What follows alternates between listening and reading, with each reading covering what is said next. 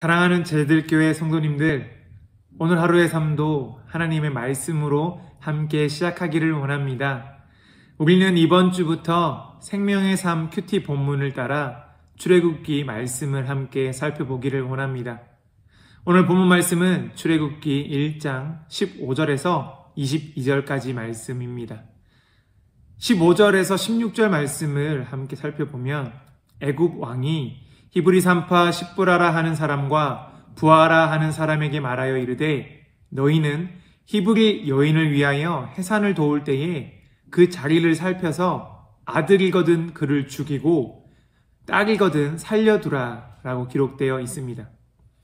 애굽 왕이 무슨 이유에서인지 히브리 산파 십부라와 부하를 가리켜 히브리 여인의 해산을 도울 때에 아들이면 죽이고 딸이면 살려두라고 말을 합니다.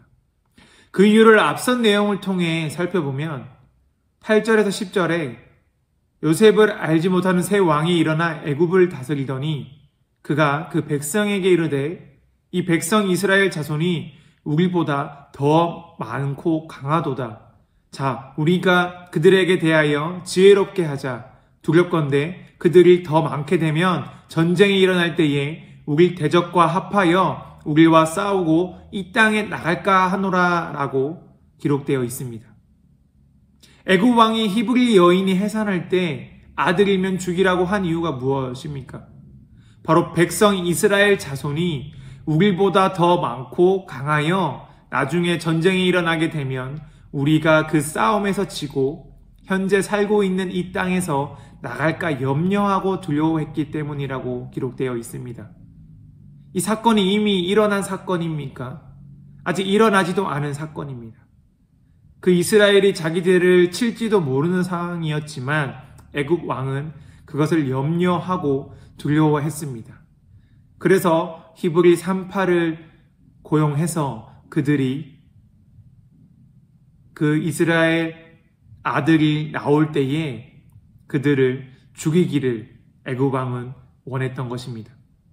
자신이 이 땅을 나갈까 두려움에 사로잡힌 애굽 왕은 이스라엘이 더 강대해지는 것을 막기 위해 여러 방법을 동원합니다.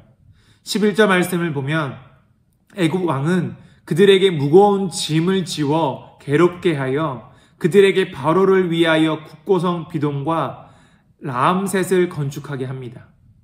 그리고 14절 말씀에는 어려운 노동으로 그들의 생활을 괴롭게 하니 곧 흙 이기기와 벽돌 굽기와 농사의 여러 가지 일을 엄하게 시켰다고 기록되어 있습니다.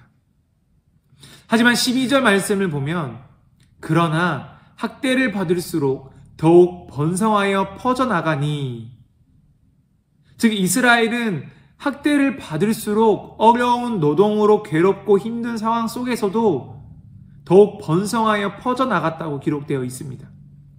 애굽 왕은 그들의 번성을 막기 위해 그들을 노예처럼 엄하게 다스렸지만 그들의 번성을 막지 못했다는 것을 알 수 있습니다.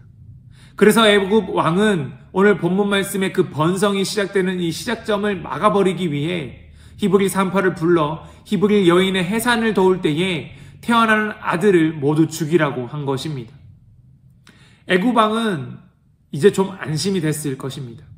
자신이 저지르고 있는 행동이 얼마나 악한 것인지 분간하고 분별하지 못한 채 그저 자신의 권력과 통치를 지켜야겠다는 그 신념하에 이스라엘의 번성을 이제야 막을 수 있겠구나, 그 마음의 염려를 지우고 있었을 것입니다.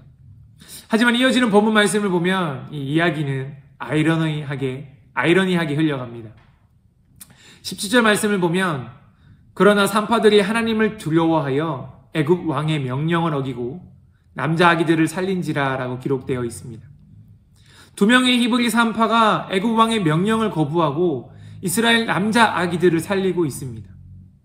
지금 두 여인의 행동은 애굽 왕의 명령을 넘어 애굽 공동체 전체와 맞서 저항하고 있는 것입니다. 두 여인에게 이러한 용기가 어떻게 생겨날 수 있었는지, 그러한 행동을 어떻게 할 수 있었을까요? 오늘 본문 말씀에 그 산파들은 하나님을 두려워하여 라고 기록되어 있습니다. 여기서 우리가 주목할 부분은 두 명의 히브리 여인은 비록 자신들이 애굽 왕의 권력과 건의 아래서 산파의 직책으로 살아가고 있었지만 그들의 정체성은 여호와 하나님을 향한 두려움이 있었다는 것입니다. 바로 하나님을 경외하는 마음이 두 여인 안에는 있었기 때문에 애굽 왕의 명령을 어기게 되면 그 직책에서 잘릴 뿐만 아니라 노예 생활, 아니 죽을 수도 있는 현장 속에서 그 명령을 어기고 남자 아기들을 살려야겠다는 결정을 한 것입니다.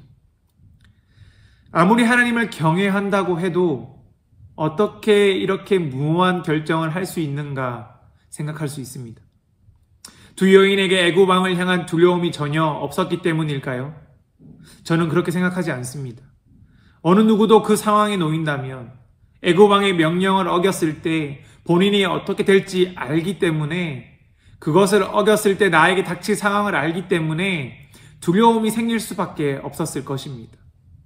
하지만 두 여인은 세상이 주는 두려움보다 하나님을 향한 두려움이 더 컸기 때문에 그 결정을 할 수 있었던 것입니다.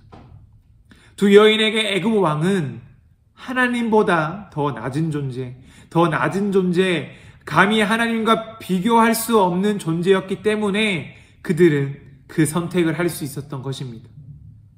현대사회를 살아가는 우리의 모습을 보면 마치 이 사회 정치적인 현실 속에서 오늘 본문 말씀의 이스라엘 백성처럼 세상의 억압 속에서 자유롭지 못한 노예 상태를 살아가는 삶을 사는 것 같습니다.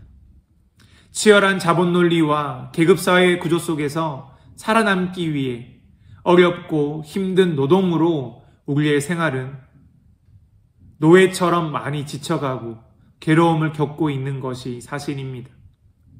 이 세상의 어떤 압제와 그 억압이 애굽 왕의 모습이라면 그 사회를 살아가는 우리들은 이스라엘 백성과 같습니다. 그 사회 속에서 누군가는 노예와 같은 삶의 모습으로 살아갈 수도 있습니다. 하지만 누군가는 오늘 본문에 하나님이 세우신 두 여인, 히브리 산파의 모습으로 살아갈 수 있을 것입니다. 오늘 말씀을 통해 알 수 있으시 어떤 삶을 살게 될지는 누구를 경외할 것인가, 누구를 섬길 것인가에 대한 대답에 따라 우리는 우리 삶의 자리를 선택하고 결정하게 될 것입니다. 여러분이 이 세상을 살아가면서 무엇이 두려워, 무엇을 위해 그 두려움을 지우고자 수고하고 노력하고 헌신하며 살아가고 계십니까? 무엇을 위해 그렇게 애쓰시고 계신가요? 이 세상에서 세상의 무언가를 얻기 위해 수고하고 애쓴다면 돈이 없는 것이 두려워, 또는 권력이 없는 것이 두려워, 또는 명예가 없는 것이 두려워, 그 두려움의 억압 속에 살아가는 노예와 같은 삶일 수도 있습니다. 하지만 하나님이 두려워 하나님을 경외함으로 이 세상을 살아간다면 그 사람은 하나님이 주시는 구원의 은혜와 축복을 경험하는 자유로운 삶을 살아갈 수 있을 것입니다. 20절에서 21절 말씀을 보면 하나님이 그 산파들에게 은혜를 베푸시니 그 백성은 번성하고 매우 강해지니라. 그 산파들은 하나님을 경외하였으므로 하나님이 그들의 집안을 흥왕하게 하신지라 라고 기록되어 있습니다. 히브리 산파 두 여인의 죽음을 다들 예상하셨겠지만 하나님은 그들을 구원하시고 그들을 더욱 흥왕하게 하셨다고 말씀은 기록하고 있습니다.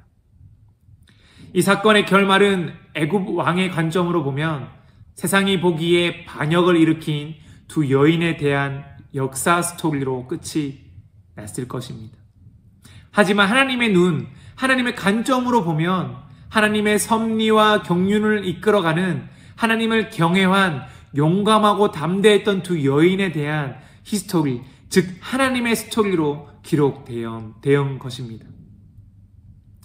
저는 저와 성도님들 우리 모두의 삶이 이 세상에 큰 업적을 남겨 세상의 역사 히스토리에 기록되기 위해 애쓰기보다 오늘 본문 말씀에 기록된 히브리 산파 두 여인처럼 하나님의 히스토리에 기록되어 그 기록에 새겨질 수 있는 우리의 믿음의 삶이 될 수 있기를 간절히 소망하고 축복합니다.